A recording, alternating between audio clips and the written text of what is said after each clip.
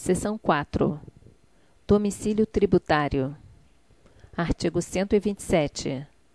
Na falta de eleição pelo contribuinte ou responsável de domicílio tributário, na forma da legislação aplicável, considera-se como tal: Inciso 1.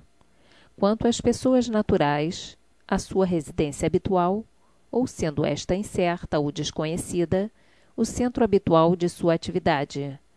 Inciso 2. Quanto às pessoas jurídicas de direito privado ou às firmas individuais, o lugar da sua sede ou, em relação aos atos ou fatos que derem origem à obrigação, o de cada estabelecimento. Inciso 3. Quanto às pessoas jurídicas de direito público, qualquer de suas repartições no território da entidade tributante. Parágrafo 1º. Quando não couber a aplicação das regras fixadas em qualquer dos incisos deste artigo, considerar-se-á como domicílio tributário do contribuinte ou responsável o lugar da situação dos bens ou da ocorrência dos atos ou fatos que deram origem à obrigação. Parágrafo 2º.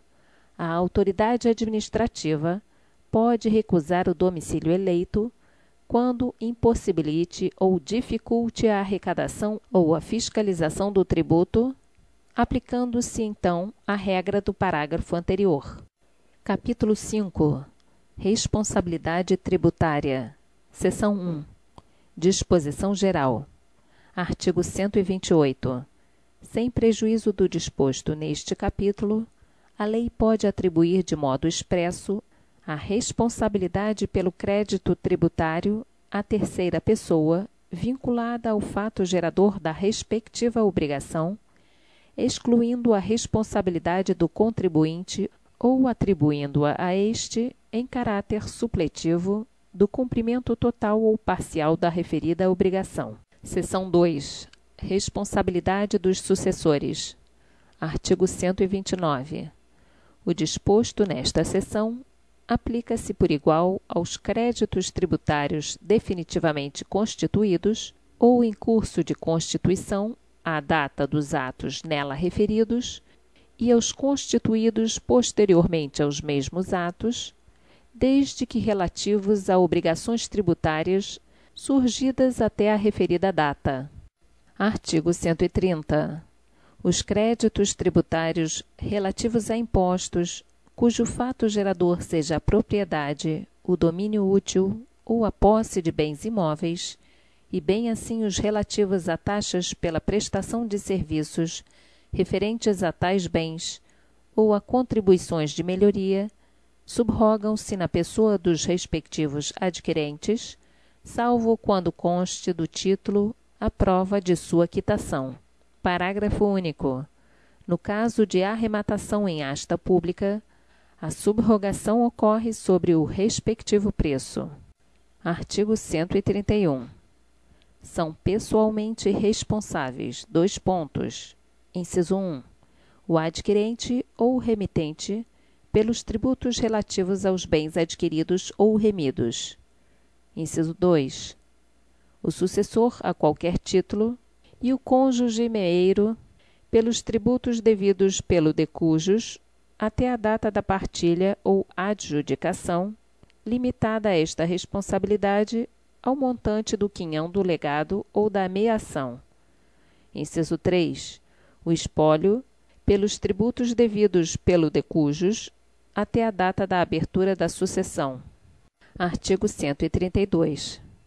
A pessoa jurídica de direito privado que resultar de fusão, transformação ou incorporação de outra ou em outra é responsável pelos tributos devidos até a data do ato pelas pessoas jurídicas de direito privado fusionadas, transformadas ou incorporadas. Parágrafo único. O disposto neste artigo aplica-se aos casos de extinção de pessoas jurídicas de direito privado, quando a exploração da respectiva atividade seja continuada por qualquer sócio remanescente ou seu espólio, sob a mesma ou outra razão social ou sob firma individual. Artigo 133. A pessoa natural ou jurídica de direito privado, que adquirir de outra, por qualquer título, fundo de comércio ou estabelecimento comercial, industrial ou profissional, e continuar a respectiva exploração, sob a mesma ou outra razão social, ou sob firma ou nome individual, responde pelos tributos relativos ao fundo ou estabelecimento adquirido, devidos até a data do ato, : Inciso 1. Integralmente, se o alienante cessar a exploração do comércio, indústria ou atividade. Inciso 2. Subsidiariamente com o alienante, se este prosseguir na exploração ou iniciar dentro de 6 meses, a contar da data da alienação, nova atividade no mesmo ou em outro ramo de comércio, indústria ou profissão. Parágrafo 1º. O disposto no caput deste artigo não se aplica na hipótese de alienação judicial. Inciso 1. Em processo de falência. Inciso 2. De filial ou unidade produtiva isolada em processo de recuperação judicial. Parágrafo 2º. Não se aplica o disposto no parágrafo 1º deste artigo quando o adquirente for: Inciso 1. Sócio da sociedade falida ou em recuperação judicial, ou sociedade controlada pelo devedor falido ou em recuperação judicial. Inciso 2. Parente em linha reta ou colateral, até o 4º grau consanguíneo ou afim, do devedor falido ou em recuperação judicial, ou de qualquer de seus sócios. Ou, inciso 3, identificado como agente do falido ou do devedor em recuperação judicial, com o objetivo de fraudar a sucessão tributária. Parágrafo 3º. Em processo da falência, o produto da alienação judicial de empresa, filial ou unidade produtiva isolada permanecerá em conta de depósito à disposição do juízo de falência pelo prazo de 1 ano, contado da data de alienação, somente podendo ser utilizado para o pagamento de créditos extraconcursais ou de créditos que preferem ao tributário.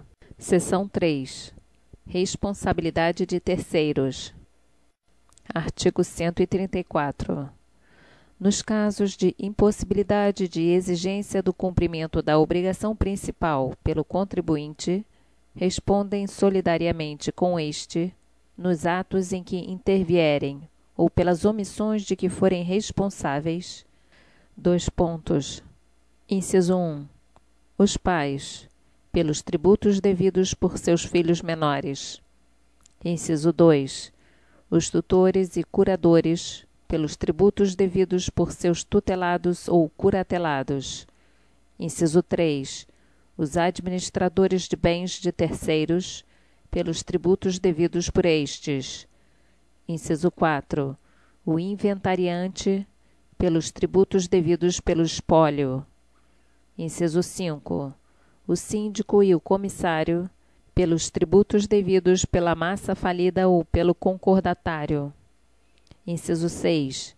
Os tabeliães, escrivães e demais serventuários de ofício, pelos tributos devidos sobre os atos praticados por eles ou perante eles, em razão do seu ofício. Inciso 7. Os sócios, no caso de liquidação de sociedade de pessoas. Parágrafo único. O disposto neste artigo só se aplica, em matéria de penalidades, às de caráter moratório. Artigo 135. São pessoalmente responsáveis pelos créditos correspondentes a obrigações tributárias, resultantes de atos praticados com excesso de poderes, ou infração de lei, contrato social ou estatutos. Inciso 1. As pessoas referidas no artigo anterior. Inciso 2. Os mandatários prepostos e empregados. Inciso 3. Os diretores, gerentes ou representantes de pessoas jurídicas de direito privado.